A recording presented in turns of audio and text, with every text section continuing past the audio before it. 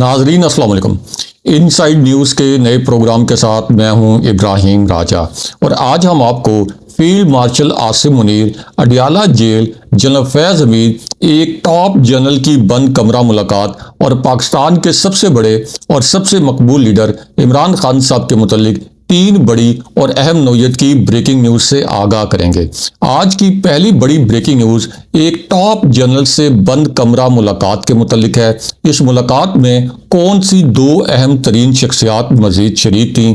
इसी मुलाकात में फील्ड मार्शल आसिम मुनीर और इमरान खान साहब के मुतल्लिक क्या कुछ डिस्कस किया गया?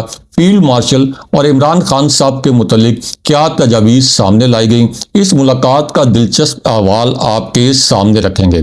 आज की दूसरी बड़ी ब्रेकिंग न्यूज़ एक टॉप जनरल, चीफ जस्टिस और सुप्रीम कोर्ट के मुतल्लिक है। इस खबर का ताल्लुक भी फील्ड मार्शल आसिम मुनीर से है। ये ब्रेकिंग न्यूज़ भी मुख्तसरन आपके सामने रखते हैं। आज की तीसरी बड़ी ब्रेकिंग न्यूज़ अडियाला जेल, एक colonel, field marshal Asim Munir और इमरान खान साहब से जुड़ी है। ये ब्रेकिंग न्यूज़ भी मुख्तसरन आपको बताते हैं।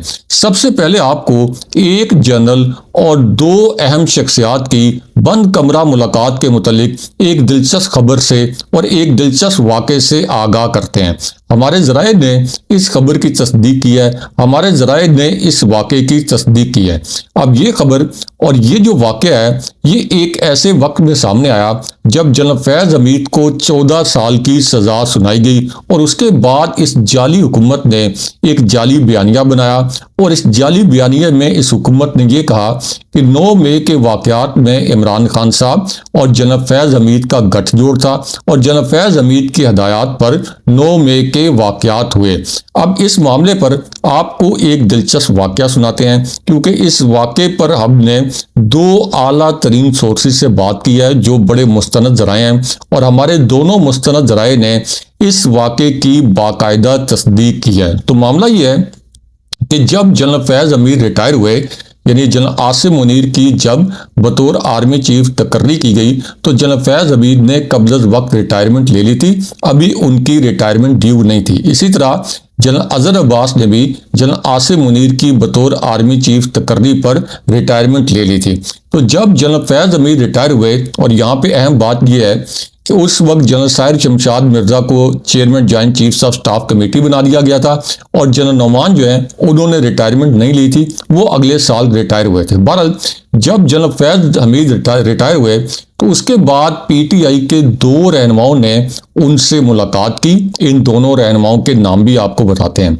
तो हमारे ज़राए के मुताबिक पीटीआई के ये जो दो रहनुमा हैं जिन्होंने जनरल फैज़ हमीद से मुलाकात की, इनमें से एक असद उमर थे। असद उमर के साथ फवाद चौधरी भी इस मुलाकात में शरीक थे, यानी वही फवाद चौधरी जो पीटीआई के दौर में वज़ीर इत्तलात थे और आम तौर पर जो टॉक शोज होते थे या जो मज़ाकरे होते थे तो नून लीग के जो सो कॉल्ड लीडर्स हैं या पीपल्स पार्टी के जो सो कॉल्ड नाम निहाद रहनुमा हैं, इनको फवाद चौधरी इन मज़ाकरों में और इन टीवी प्रोग्राम्स में मुकम्मल तौर पर लाजवाब कर देते थे और आज भी टीवी प्रोग्राम्स में फवाद चौधरी इन्हें लाजवाब कर देते हैं।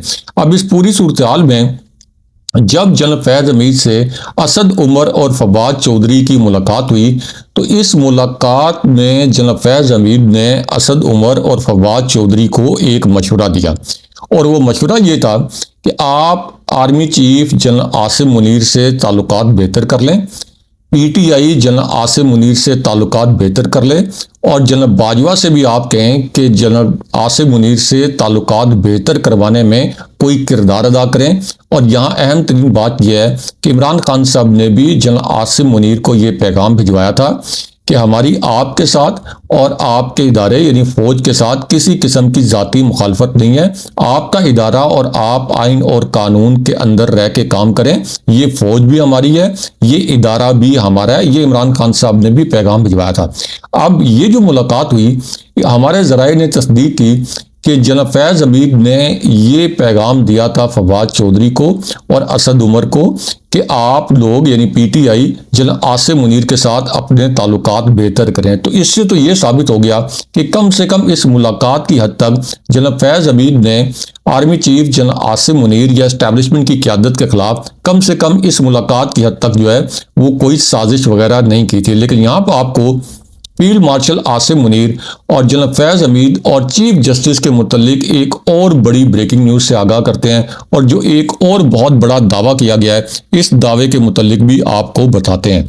अब ये जो दावा है ये सीनियर सहाफ़ी कामरान शाहिद साहब की जानिब से किया गया है और इस खबर में या इस दावे में उन्होंने ये इंकशाफ किया कि जनरल फैज़ हमीद ने जनरल आसिम मुनीर की तकर्री रुकवाने की कोशिश की थी। यानी उन्होंने ये दावा किया कि जनरल फैज़ हमीद ने जनरल आसिम मुनीर की तकर्री रुकवाने की कोशिश की थी और ये तकर्री रुकवाने के लिए उन्होंने एक प्रॉक्सी का इस्तेमाल किया, यानी एक थर्ड पार्टी के ज़रिए सुप्रीम कोर्ट में वो पटिशन डालना चाहते थे और जनरल फैज़ हमीद की ये ख्वाहिश थी कि वो एक और जनरल को साथ मिलाएं और सुप्रीम कोर्ट में जनरल आसिम मुनीर की तकर्री के खिलाफ एक पटिशन दायर करें। उसके बाद सीनियर सहाफ़ी कामरान शाहिद साहब ने ये भी दावा किया और ये खबर भी उन्होंने दी कि चीफ जस्टिस ने ये कहा कि अगर किसी थर्ड पार्टी के ज़रिए कोई पटिशन आई तो हम उसे अदालत में नहीं आने देंगे।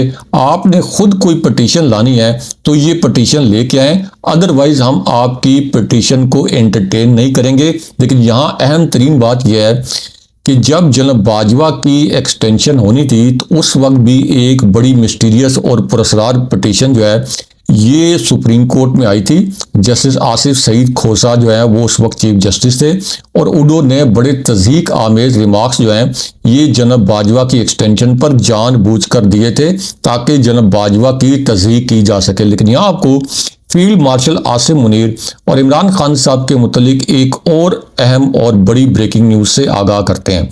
अब ये खबर एक ऐसी सूरत हाल में आई जब इमरान खान साहब को एक बदनामे ज़माना जेल में मुंतकिल करने के लिए एक और अहम नौयत का इजलास हुआ, एक और अहम नौयत की मीटिंग हुई जिसमें हुकूमत की साइड से भी और कुछ हसास इदारों की साइड से भी अहम शख्सियात ने शिरकत की। अब इमरान खान साहब को चूँकि उनके बयानिए पर काबू पाना नामुमकिन हो गया तो इसलिए ये तजवीज़ सामने लाई गई कि इमरान खान साहब को मच जेल, शिकारपुर जेल, सखत जेल या अटक कले में मुंतकिल कर दिया जाए, क्योंकि इससे पहले एक इंटेलिजेंस रिपोर्ट सामने आई और उस इंटेलिजेंस रिपोर्ट में ये बताया गया कि पीटीआई ने जिस दिन और जिस तारीख को अडियाला जेल पर धरना देने का फैसला कर लिया तो केपी से, आज़ाद कश्मीर से, मरी से और इसी तरह पंजाब से इतनी बड़ी तादाद में कारकुनों के काफिले आएंगे कि सूरत हाल किसी के काबू में नहीं रहेगी और अडियाला जेल के बाहर एक बहुत बड़ा मैसिव पीटीआई शो भी करेगी और इस पूरी सूरत हाल को किसी भी तरह से कंट्रोल करना मुमकिन नहीं होगा। तो अब इस पूरी सिचुएशन में इमरान खान साहब को एक तरफ तो एक और बदनामे ज़माना जेल मुंतकिल करने की तैयारी की जा रही है और दूसरी जानिब एक आलमी मीडिया ने इमरान खान साहब के मुतलिक एक और रिपोर्ट नशर की है। इस रिपोर्ट में क्या कहा गया है आपसे दरख्वास्त करेंगे कि कमेंट करके अपनी आरा का इजहार करें।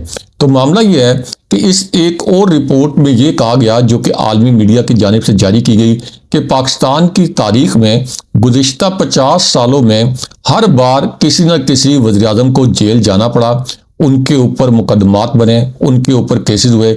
लेकिन इमरान खान पहले ऐसे वज़ीर आज़म हैं जिन्होंने इस रियासत के साथ, इस्टेब्लिशमेंट के साथ डील नहीं की।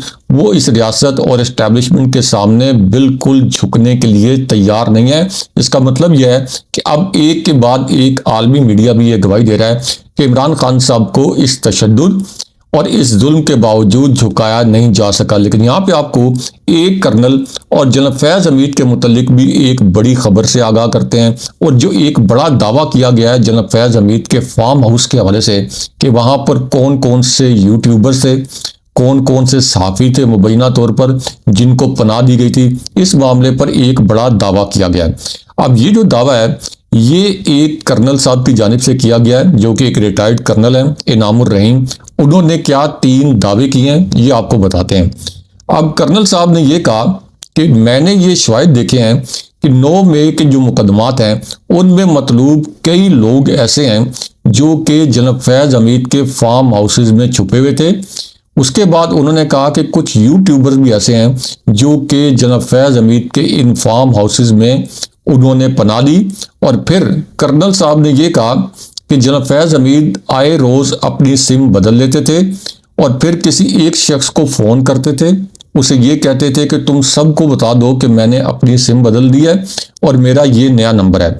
उन्हें अंदाज़ा नहीं था कि उनके साथ जुड़े हर शख्स का फ़ोन रिकॉर्ड हो रहा है और हर नई सिम डालने के 15-20 मिनट बाद रिकॉर्डिंग सिस्टम में आ जाती है। लेकिन अब सवाल यहाँ ये पैदा होता है कि जनाब फैज़ हमीद जो कि DGISI रहे, जिनका काम ही पाकिस्तान के अंदर फ़ोन टैपिंग करना है, लोगों की फ़ोन्स की बगिंग करना है, तो जनाब फैज़ हमीद को ये नहीं पता था कि उनके फ़ोन की रिकॉर्डिंग हो रही होगी, या अगर वो सिम बदलेंगे तो उसकी भी रिकॉर्डिंग हो रही होगी और वो खुद कहेंगे किसी एक बंदे को कि मैंने नया नंबर ले लिया है और सबको बता दो कि मैंने ये नंबर ले लिया है। तो इस दावे के अंदर आप ये कह लें कि कोई बहुत ज़्यादा वजन नज़र नहीं आता। उसके बाद अगर किसी यूट्यूबर को या किसी सहाफ़ी को उन्होंने पनाह दी, यानी जनाब फैज़ हमीद ने, इससे पहले कभी भी इस किस्म के कोई शवाहिद सामने नहीं लाए गए।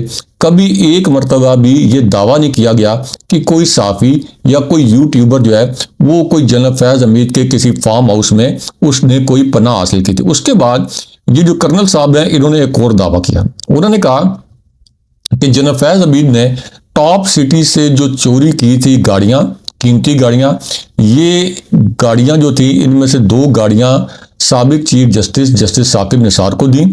इनमें से साकिब निसार ने एक गाड़ी खुद अपने ज़ाती इस्तेमाल के लिए रख ली और एक गाड़ी उन्होंने अपने बेटे को दे दी। उसके बाद रेंजर्स के जिस इंस्पेक्टर ने साकिब निसार के बेटे से ये गाड़ी रिकवर की, उससे मेरी बात हुई है और उसने कहा कि सर हमें तो ये डर था कि साकिब निसार के बेटे ने ऐसा ना हो कि ये गाड़ी कहीं आगे बेच दियो, ये उनका दावा है। उसके बाद उन्होंने जनाब बाजवा के मुतल्लिक एक दावा किया। इस दावे में उन्होंने कहा कि अगर नून लीग ये समझती है कि जनाब बाजवा की सियासी मुदाखलत थी तो वो सिर्फ इल्ज़ाम न लगाएं, वो काबीना से मंजूरी लें और जनाब बाजवा पर आर्टिकल 6 लगाएं और आर्टिकल 6 के तहत गद्दारी का मुकदमा चलाएं, जैसा कि साबिक सदर परवेज मुशर्रफ के खिलाफ चलाया गया था। लेकिन यहाँ आपको ये भी बताएं कि कर्नल इनाम कौन है। तो ये कर्नल इनाम ज़ाहिर है कि मिलिट्री के साबिक ऑफिसर हैं, एक वकील भी हैं और इनके मुतल्लिक पहले ये तासुर भी था कि ये जो है ऐसे लोग जिनको लापता वगैरह कर दिया जाता है, ये उनके केसेस वगैरह भी लड़ते हैं। लेकिन यहाँ पे आपको जनरल्स और नाम नहाद लीगी लीडर्स के मुतल्लिक भी एक दिलचस्प खबर से आगाह करते हैं, क्योंकि अब एक ऐसी शख्सियत जो कि नवाज शरीफ के बहुत करीब समझी जाती है, मरियम नवाज के भी करीब समझी जाती है, जिनको मरियम नवाज ने जो सिटिंग जनरल्स हैं उनके खिलाफ ज़ाती हमलों के लिए इस्तेमाल किया और बाद में टिश्यू पेपर की तरह इस्तेमाल करके फेंक दिया। तो अब उन्होंने एक बड़ा इंकशाफ किया, यानी जावेद लतीफ़ साहब ने। तो जावेद लतीफ़ साहब ने अब ये इंकशाफ किया कि नवाज शरीफ ने गुजरावाला जलसे में जब जनाब फैज़ हमीद और जनाब बाजवा का नाम लिया और ये कहा कि हम तुम्हारा एहतसाब करेंगे, तो हमारे स्टेज पर बैठे कई लीगी लीडर ऐसे थे जिन्होंने जनाब बाजवा और जनाब फैज़ हमीद के खौफ से स्टेज से छलांगे लगा दी। उनको चोटें भी आईं, उन्होंने सीढ़ी का भी इंतजार नहीं किया और जैसे ही नवाज शरीफ ने जनाब बाजवा और जनाब फैज़ हमीद का नाम लिया तो वो छलांगे लगा के फरार हो गए और वो जख्मी भी हुए। ये जावेद लतीफ़ कह रहे हैं और ये नून लीग है जो कि ये दावा करती है कि उन्होंने बड़ी मज़ामत की थी। लेकिन यहाँ आपको फील्ड मार्शल आसिम मुनीर और इमरान खान साहब के मुतल्लिक अलग से एक बड़ी और अहम नौयत की ब्रेकिंग न्यूज़ से आगाह करते हैं। अब ये ब्रेकिंग न्यूज़ एक ऐसी सिचुएशन में आई जब वज़ीर आला KP सुहेल आफरीदी उन्होंने इमरान खान साहब के साथ 10 मरतबा मुलाकात की कोशिश की, लेकिन 10 के 10 मरतबा उन्हें इमरान खान साहब से मिलने नहीं दिया गया और करोड़ों लोगों के जो नुमाइंदा हैं सुहेल आफरीदी, उनकी और उनके मैंडेट की तौहीन की गई। अब इस पूरी सूरत में फिर DGISPR ने एक प्रेस कॉन्फ्रेंस भी की, जिसका जवाब PTI ने पेशावर जलसे और कोयटा में जो एक सुनामी जलसा था उसके ज़रिए उसका जवाब दिया और DGISPR के जो पॉइंट्स उन्होंने रेज किए थे अपनी प्रेस कॉन्फ्रेंस में उसका जवाब भी दिया। तो अब इस पूरी सिचुएशन में पीटीआई के रहनुमा शफी जान ने यह कहा है, अब हम एक फैसला कुन और बहुत बड़ी तहरीक की तैयारी कर रहे हैं। पिशावर जलसा और कोहाट जलसा एक टीजर था। हम इस तहरीक के लिए एक बहुत बड़े मोबिलाइजेशन कर रहे हैं और इस बार हकीकी आज़ादी की जो तहरीक है ये एक फाइनल कॉल होगी और इसको इस मर्तबा वज़ीर आला सुहेल आफरीदी लीड करेंगे। और उन्होंने ये भी कहा कि इस मर्तबा जब हम अडयाला जेल जाएंगे तो इमरान खान साहब की रिहाई को यकीनी बनाएंगे। ये हमारे लिए फाइनल मिशन है। दूसरी जानिब अडयाला जेल में एक मर्तबा फिर इस हुकूमत ने, इस जाली हुकूमत ने उसी किस्म का जो घिनौना एक एक्शन और घिनौनी कार्रवाई है वो जारी रखी। अगले प्रोग्राम तक के लिए अल्लाह हाफिज़।